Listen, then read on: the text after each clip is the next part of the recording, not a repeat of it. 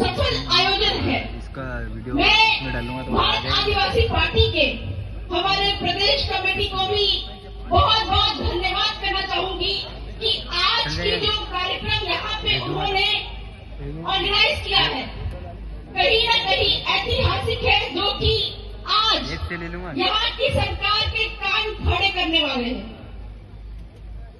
भाइयों, ये दाहोद में काफी लंबे समय से मैं काम करती आ रही हूँ, लेकिन इस काम करने के दौरान काफी सारे मामले हमको यहाँ पे दिखाई दिए, जिसमें एक गलत मुद्दा है स्टैच्यू ऑफ यूनिटी और दिल्ली मुंबई इंडस्ट्रियल कॉरिडोर का।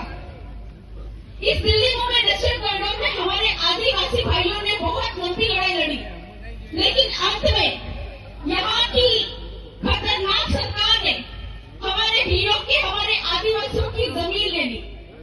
और जब सौराष्ट्र निकल के आया तो हमको ये मालूम चला कि सामाजिक स्तर पर हमारे आदिवासी भाई बंधु बहुत जागरूक तो है, लेकिन जब अंत में चुनाव आता है तो ये जो सामाजिक एकता है ये टूट जाती है और हम उसी सरकार को चुनते हैं जो हमारा विनाश करती है।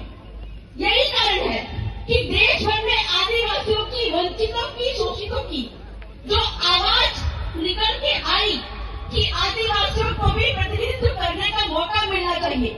और मुझे ये कहते हुए बहुत गर्व महसूस होता है, झारखंड की बेटी होने के कारण, भील प्रदेश की बहू होने के कारण, कि बिरसा मुंडा झारखंड के थे। उन्होंने देश का जिस तरह से प्रतिनिधित्व किया था, आदिवासियों का जल जंगल जमीन बचाने का काम किया था, आज आपके भील प्रदेश के भीलों का प्रतिनिधित्व पूरा देश स्वीकार कर रहा है। ये हमारे लिए गर्व की बात है। जहां पर पूरे देश भर में हम घूमते, पूरे देश भर से ये आवाज उठ रही है। हमारे गांधी भाई, हमारे जन जन के लाडले राजकुमार रोज और जितने भी विधायक इसमें निकले हैं, सदन में, संसद में, इतनी मजबूती से ना सिर्फ अपने क्षेत्र की, राजस्थान की, बल्कि देश के हर एक आदिवासी समुदाय, वंचित शोषित समुदाय की बात उठाते हैं। पूरे देश से ये आवाज आ रही है कि आओ और हमको बचाओ। लेकिन ये बात भी शर्म की बात है कि हम भील प्रदेश के अंदर में रहते हुए राजनीतिक जागरूकता नहीं ला पा रहे हैं। जहां पे मैंने देखा कि यहाँ पे बहुत ही गलत मुद्दा है बोगस एसटी सर्टिफिकेट की, जहाँ पे कुछ गैर आदिवासी हमारे आदिवासियों के, यहाँ के नोटिफाइड भील की आरक्षण खा रहे हैं। और यहाँ की जो बोगस सरकार है लगातार उनको समर्थन कर रही है और जल जंगल जमीन और आरक्षण यहाँ के आदिवासियों की, यहाँ के भीलों की लुटवा रही है। तो कहीं न कहीं उसका जवाब भी हमको देना पड़ेगा। दूसरी ओर हमारे भीलों का आरक्षण लूट रही है, लेकिन वहीं पे खानपुर में, वहां पे खानपुर जाते हैं तो हमारे ही भीलों को, कडाना के विस्थापित भीलों को एसटी का सर्टिफिकेट नहीं मिल रहा है। ये बहुत बड़े शर्म की बात है। लेकिन आज तक जितनी भी सरकारें आई हो, चाहे वो भाजपा की सरकार हो, चाहे वो कांग्रेस की सरकार हो, सिर्फ हमारा वोट लेना जानती है, हमारा इस्तेमाल करना जानती है। लेकिन जब आज आप भीलों को, आप आदिवासियों को प्रतिनिधित्व करने का मौका मिला है और हमने उनको बताया है कि हम प्रतिनिधित्व करेंगे और ऐसा प्रतिनिधित्व करेंगे कि पूरे देश में हड़कंप मच जाएगा कि आदिवासी ही इस देश के असली मालिक हैं।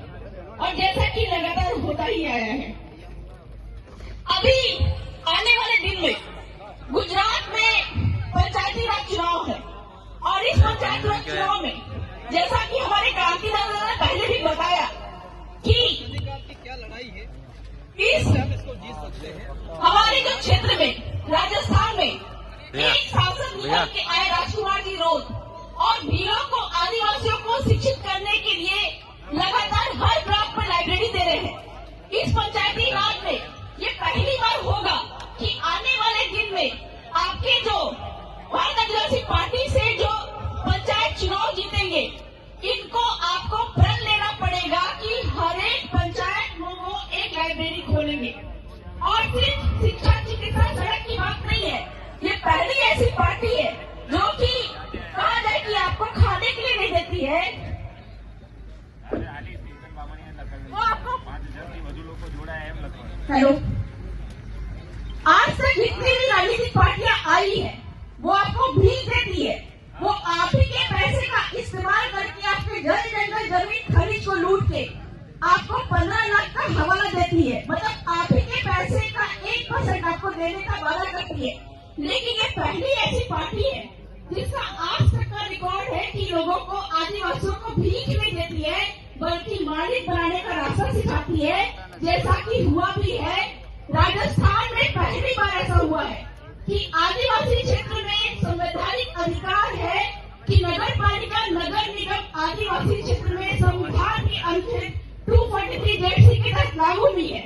और हमारे सांसद महोदय, हमारे आदिवासी पार्टी के जो सामाजिक विचारधारा है, इसके तहत पहली बार ऐसा हुआ कि आदिवासियों की न्यायालय में जीत हुई और नगर पालिका, नगर निगम को निरस्त किया। तो यह उम्मीद मैं आप लोगों से भी करती हूँ कि जिस तरह देश भर में भारत आदिवासी पार्टी के प्रति लोगों का विश्वास जगा है, न सिर्फ आदिवासियों का बल्कि SC, OBC, माइनॉरिटी और वंचित समुदाय जो कि राजनीति से पीड़ित है, उन सभी का विश्वास जगा है। आने वाले पंचायत चुनाव में हमको भी उस तरह से भारत आदिवासी पार्टी में विश्वास जताकर अपने न सिर्फ पंचायत के जो सदस्य और सरपंच निकालना है, बल्कि आने वाले विधानसभा, लोकसभा, राज्यसभा में भी हमको भारत आदिवासी पार्टी से ही जनप्रतिनिधि चुनना है, ताकि हमारा विकास के साथ में हम मालिक बन पाए। तो आगे के वक्ताओं का ध्यान रखते हुए मैं अपनी बातों को यहीं पे विराम करती हूँ। बहुत बहुत जोहार।